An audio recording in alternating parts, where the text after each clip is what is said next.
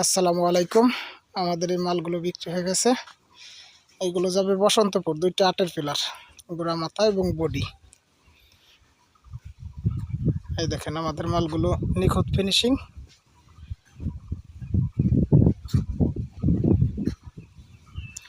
এই মালগুলো দরকার হলে আপনাদের স্ক্রিনে দেওয়া নাম্বারে যোগাযোগ করবেন। আমাদের কারখানা হলো রাজবাড়ী জেলা, সুলতানপুর ইউনিয়ন, রামনগর কুশিয়ারি সেন্টার।